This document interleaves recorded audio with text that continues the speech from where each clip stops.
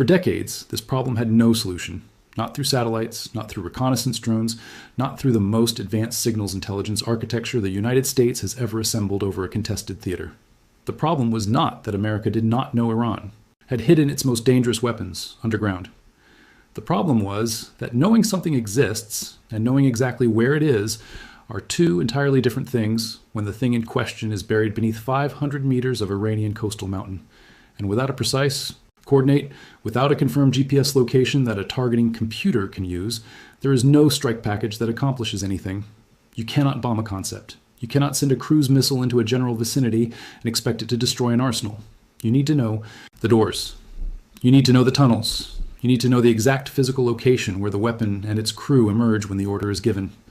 On May 7, 2026, the IRGC gave America every address it had ever needed, all at once, by opening every door simultaneously.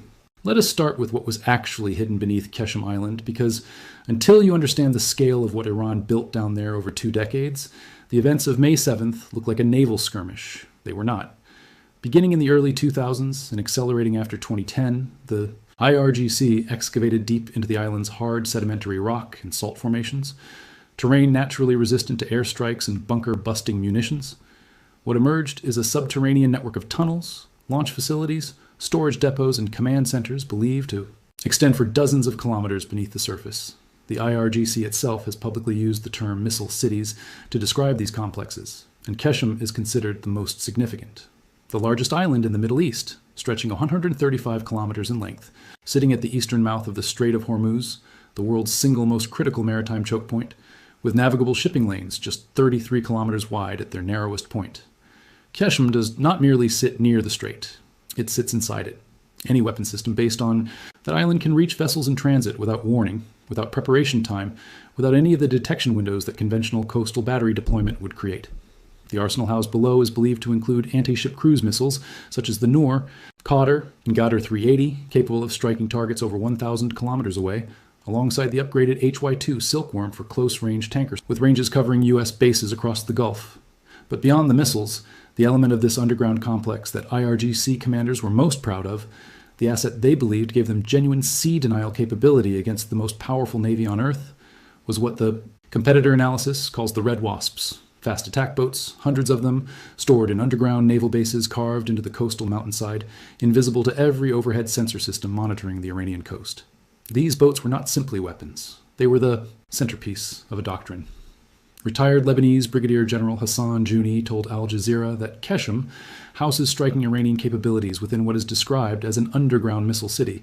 These vast networks are designed for one primary purpose: to effectively control or close the Strait of Hormuz. The doctrine these assets embodied is called sea denial, and it is the asymmetric answer to the question every smaller navy eventually faces when it looks at American carrier strike groups and asks how we threaten something that powerful. The answer Iran arrived at was saturation. Not one missile, but hundreds simultaneously.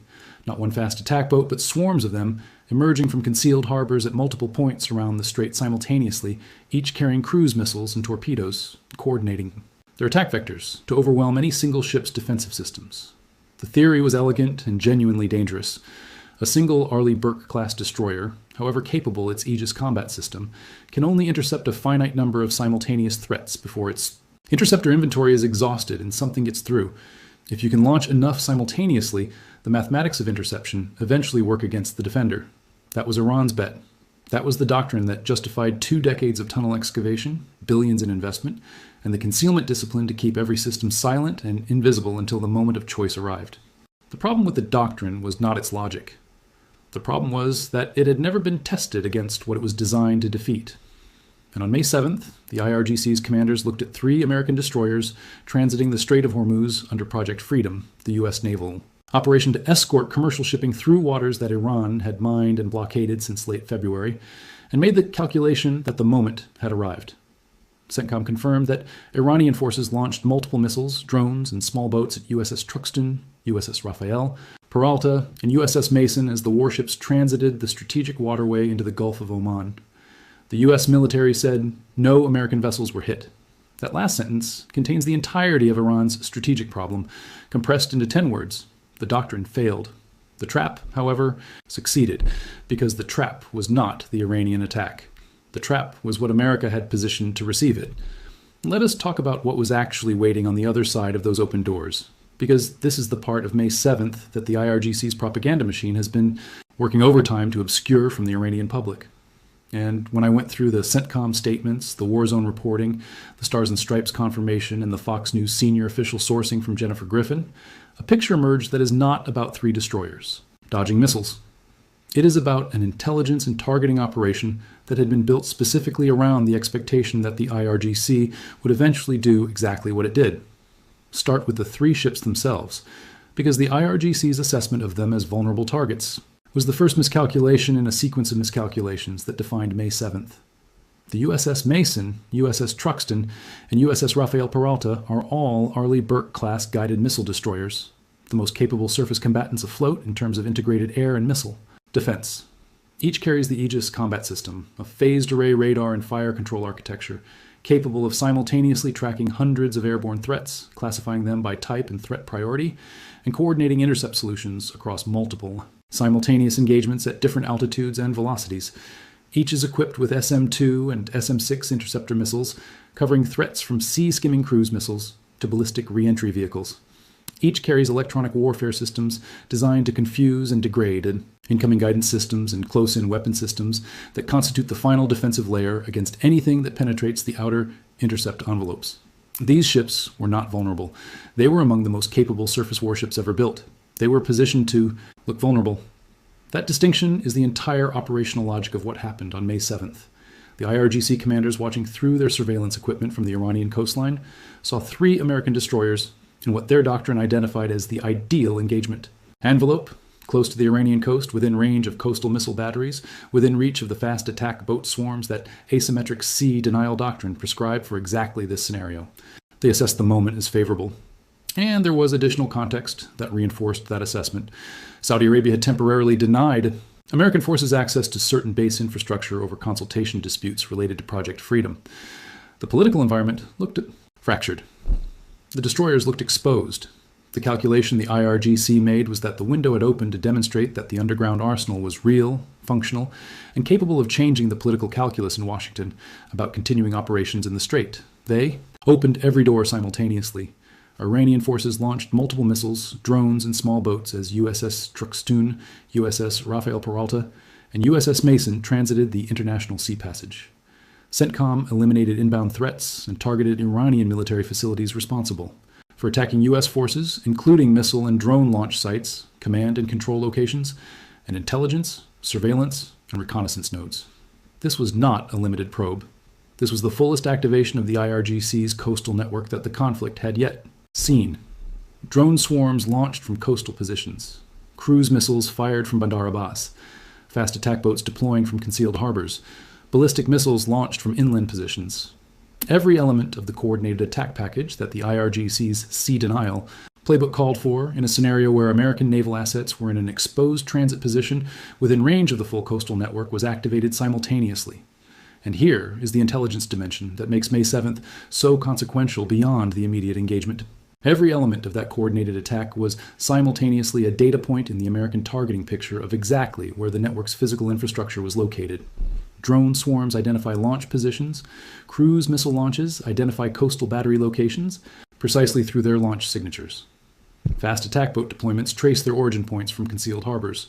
Radar emission patterns from systems that had maintained electronic silence until the moment of activation suddenly became visible across the entire ISR. Architecture that had been positioned and waiting for exactly this event. The simultaneous activation of every element of the attack package that the IRGC used to try to overwhelm American defenses was simultaneously the complete operational map of where the network lived. At least 5 KC-135 Stratotanker aerial refueling jets got airborne from UAE bases at the same time as the engagement, with 4 more tanker aircraft operating over Israel and Jordan. The aerial refueling architecture that allows American combat aircraft to sustain extended operations over Iranian coastal territory was fully activated and positioned before the IRGC initiated its attack. That prepositioning detail is critically important. You do not scramble 5 tanker aircraft simultaneously as a reaction to an unexpected attack. You have them airborne in advance when your intelligence picture tells you an attack is coming. American intelligence had assessed an An IRGC strike is likely in this window and had prepositioned the entire response capability accordingly. The 3 destroyers were not bait in the improvised sense. They were bait in the most carefully engineered sense, a visible invitation constructed around the expectation that the IRGC would eventually choose to activate its doctrine when an apparently favorable opportunity presented itself. Trump described the confrontation on Truth Social. 3 world-class American destroyers just transited, very successfully, out of the Strait of Hormuz, under fire. There was no damage done to the 3 destroyers, but great damage done to the Iranian attackers. They were completely destroyed along with numerous small boats, which are being used to take the place of their fully decapitated navy. These boats went to the bottom of the sea quickly and efficiently. Missiles were shot at our destroyers and were easily knocked down. Likewise, drones came and were incinerated while in the air. Strip away the rhetorical flourishes, and what remains is operationally accurate. 0 American casualties. 0 damage to any American vessel. The attack wave intercepted in its entirety. The boats sent to the bottom, and then, before the smoke from the intercepts had cleared, the American counterstrike executing against every facility the attack itself had just finished. Locating.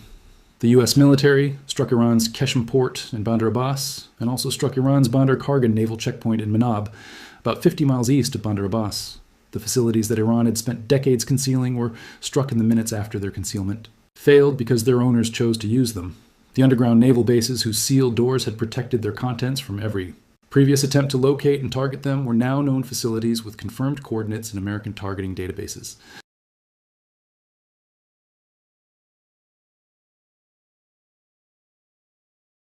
The internal logic of that decision is essential to understanding why this engagement was so much more consequential than a single naval skirmish. And when I went through the Iran international reporting, the CNBC economic analysis, the IMF assessments, and the Euronews coverage of conditions inside Iran right now, what I found is that the IRGC did not attack 3 American destroyers out of confidence. It attacked out of desperation. And desperation-driven military decisions made by organizations with incomplete intelligence of what they are attacking are, historically, the most reliably catastrophic decisions that military establishments make. Let us establish the economic backdrop first, because without it, the IRGC's calculation on May 7th makes no sense. The International Monetary Fund estimated that the Iranian economy will shrink by 6.1% in 2026, with 68.9% inflation. Iran's currency has fallen to around 1.32 million rial per US dollar. By May 2026, according to the Iranian economic crisis Wikipedia entry compiled from official sources, inflation had already surpassed 100%. Food inflation had reached triple digits months earlier, with bread and grains rising 140% and cooking oil rising over 200%. Iran's central bank warned President Pezeshkian that rebuilding the country's war-damaged economy could take more than a decade. Senior economic officials said the damage inflicted during the conflict, combined with Iran's already fragile economic situation, could take up to 12 years to repair. 12 years. That assessment came from inside the regime's own financial institutions, delivered directly to the president in recent weeks, not from Western think tanks, not from hostile foreign analysis, from the people responsible for managing Iran's own money, telling their own head of state that the damage is a decade-long problem at minimum. Iranians have been hit by spiraling prices for food, medicine, and other goods. At the same time, the country has seen mass job losses in business and closures caused by strike damage to key industries and the government's months-long shutdown of the internet. The economic cost of the war and the U.S. naval blockade has been very substantial and unprecedented for Iran. A physical trainer living in downtown Tehran told Euronews, speaking anonymously out of security fears, that the system was simply collapsing, layoffs everywhere. The last time she bought meat was 2 months ago, and therapy sessions she had been attending had become unaffordable. That is not an abstract economic indicator. That is a human being describing the lived reality of what the blockade is producing inside Iran right now, in May 2026, while the IRGC tells its public that it is winning. And this is where the internal dimension of the May 7th decision becomes visible. The United States had sent Iran a memorandum of understanding 3 days before the engagement, proposing a 30-day negotiation framework during which the blockade and Project Freedom would be paused in exchange for Iranian good faith participation in talks. The deadline for Iranian response passed without any communication from Tehran. Inside Iran, that silence reflected the institutional civil war between the civilian government of President Pezeshkian, which understood the American proposal as Iran's best available diplomatic exit from a military situation it could not reverse, and the IRGC command structure, which had been systematically expanding its authority throughout the conflict and which viewed any negotiated settlement as institutional capitulation. Renewed strains amid the U.S. blockade could cut off 70% of Iran's export revenues. The blockade, targeting Iranian ports and imposing partial restrictions in the Strait of Hormuz, took effect at 10 a.m. Eastern Time. Iran's heavy reliance on southern shipping lanes leaves its economy exposed to maritime disruption, with more than 90% of its annual trade passing through the Strait of Hormuz. The IRGC calculated that the political moment on May 7th, broadcast, might generate the kind of political pressure on Washington that would force a more favorable negotiating position before the ceasefire terms eventually emerged. The IRGC needed to change the equation. It chose military escalation as the tool. The calculation failed on every dimension it was designed to succeed on. The attack produced 0 American casualties. Trump called. Thursday's strikes a love tap in a phone call with ABC News. The ceasefire is going. It's in effect, he said. The diplomatic impact of the engagement was precisely the opposite of what the IRGC intended. Rather than generating pressure on Washington to moderate its position, the attack produced renewed solidarity among Gulf states that had been wavering. Rather than demonstrating the power of Iran's sea denial doctrine, it demonstrated its complete operational failure against the system it was designed to defeat. And rather than protecting the underground infrastructure that constituted Iran's last significant military leverage in the Strait, the attack revealed that infrastructure's precise locations and provided the legal and operational justification for American strikes against every facility that the attack signatures had just finished mapping. The propaganda dimension of the aftermath deserves specific attention because it illuminates how completely the IRGC has become trapped by the gap between what it tells its population and what actually happened. The IRGC Navy claimed that 3 U.S. warships fled the strategic waterway after suffering significant damage. Crowds gathered in Revolution Square in Tehran afterward to celebrate what Iranian state television described as a devastating attack on American naval assets. Genuine celebration of a victory that did not occur, built on reporting of events that did not happen, broadcast to a population whose access to alternative information has been reduced to approximately 1% of normal internet traffic by the regime's wartime censorship infrastructure. The IRGC's propaganda machine may be caught in a trap of its own construction. Having declared victory in an engagement that produced 0 American casualties and the destruction of Iran's own attacking forces, it now faces an internal credibility problem that worsens with every leak through satellite internet connections and VPNs that even the most comprehensive censorship cannot fully suppress. The Iranian public that celebrated in Revolution Square on May 7th was celebrating a story. The story that slowly filters through via underground, struck in retaliation within minutes, is a different story entirely. And the gap between those two stories is one of the most dangerous spaces in Iranian domestic politics right now, because it is the same gap that exists between the IRGC's assessment of its own military capability and the operational reality that May 7th exposed. So let us bring everything together and ask the question that actually matters now. Not what happened on May 7th. That record is clear, confirmed, and documented across CENTCOM statements, senior official sourcing, and the physical evidence of strikes on Bandar Abbas, Keshem, Sirik, Bandar Kamir, and the Bandar Kargan naval checkpoint in Minab. The question that matters is what the opening of the missile cities means for the trajectory of a conflict that is now entering what may be its most consequential phase.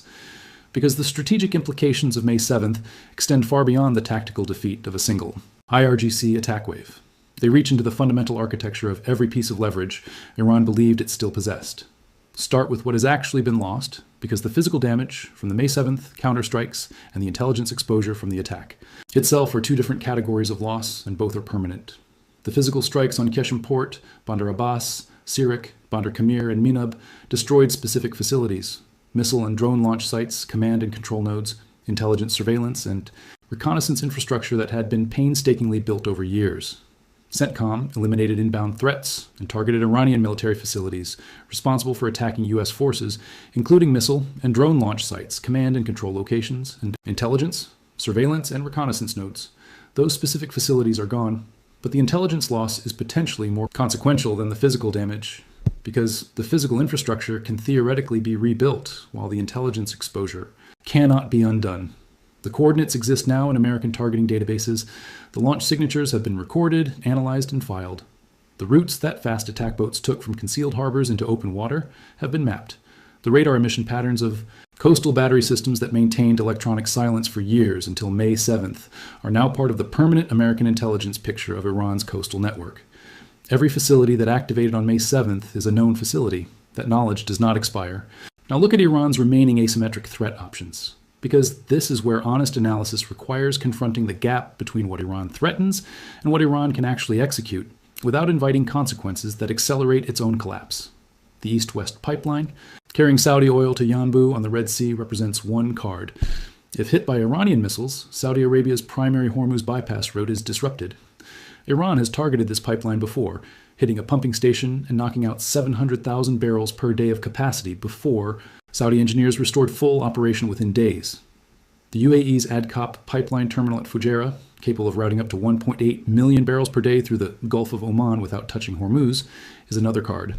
The UAE has accused Iran of attacking the country with a barrage of missiles and drones, setting an oil refinery ablaze in the eastern emirate of Fujairah and wounding 3 Indian nationals. The attacks came after U.S. President Donald Trump launched a new effort to escort stranded tankers out of the vital energy choke point. Iran demonstrated it can reach Fujairah. It also demonstrated that striking it unites the Arab coalition against Iran rather than dividing the international community. The Houthi card at Bab el-Mandeb, the 7 underwater cable systems passing through and near the strait carrying 97% of Gulf internet traffic. These are real options in theory and nearly unusable options in practice. Here's why. The IMF estimated that Iran's economy will shrink by 6.1% in 2026, with 68.9% inflation. Iran's currency has fallen to around 1.32 million rial per US dollar. Each escalation card Iran plays does not change this trajectory. It accelerates it. Striking Saudi energy infrastructure formally brings Riyadh into direct military confrontation, and we now know from Reuters' May 12th confirmation that escalation removes every remaining international restraint on the American response. Iran is still managing to hold at bay through the fragile ceasefire framework. Striking underwater cables is an act of infrastructure warfare that would remove the last vestiges of Chinese and Russian diplomatic cover that Iran has been relying on at the UN Security Council. Every card Iran holds is real in theory. Every card Iran holds collapses into a worse position in practice. The IRGC's commanders understand this, and the understanding is precisely what drives the kind of desperate calculation that produced May 7th. The logic that if every available option leads to a worse outcome, economy. The central bank governor has reportedly urged Pezeshkian to take urgent steps to stabilize the economy, including restoring full internet access and pursuing a peace deal with the U.S. That internal voice, the central bank governor of Iran, the person responsible for managing the Islamic Republic's finances, urging the president to pursue a peace deal, is telling you something important about where the actual decision-making pressure is pointing inside the regime. The IRGC wants to keep fighting. The civilian government understands the economic arithmetic, the ceasefire framework that Trump described as on massive life support after Iran's channels rather than through open confrontation. And the United States is positioned to exploit exactly this internal tension. 3. Carrier strike groups in theater. The aerial refueling architecture demonstrated to be fully activated and pre-positioned before the IRGC moved on May 7th. CENTCOM said it does not seek escalation, but remains positioned and ready to protect American forces. That phrasing, positioned and ready, is not boilerplate diplomatic language. It is a precise operational statement directed at both the IRGC command structure and the civilian government simultaneously. To the IRGC, it says, "We know where everything is now, and the next activation will cost you more than the last one." To the civilian government, it says, "The path that costs less runs through the negotiating table, not through the strait." The sea denial doctrine that Iran spent 4 decades building and billions funding, the doctrine whose entire forces launched multiple missiles, drones, and small boats at USS Truxtun, USS Rafael Peralta, and USS Mason, as the warships transited the strategic waterway. No U.S. assets were struck. The doctrine failed completely. In failing, it revealed the infrastructure that sustained it. In revealing that infrastructure, it handed American planners the targeting data they had been unable to assemble through surveillance alone. The missile cities are no longer secret. Their doors have been opened, their locations confirmed, and their content struck. The viewable concealment that made them valise gone. Iran's road forward is narrowing in every direction simultaneously. Militarily, economically, diplomatically, and now informationally, as the gap between the regime's declared victory and the operational reality slowly propagates through the censorship barrier into the consciousness of a population that is paying triple digits for food while its government celebrates battles. It did not win. The trap was set with 3 destroyers and an ISR architecture built to receive exactly the attack that the IRGC's own doctrine required it to make. The IRGC took the bait. The doors of the missile cities opened, and America was already waiting on the other side with the coordinates it had been trying to find for 20 years. Do not look away from what comes next, because the most important decisions in this conflict are being made right now, at negotiating tables, inside Revolutionary Guard command bunkers, and inside the Iranian central bank's meetings with a president who is being told that the clock is running out. If this analysis is the depth you're looking for, subscribe right now and turn on notifications, because when the next move comes, you need to be here.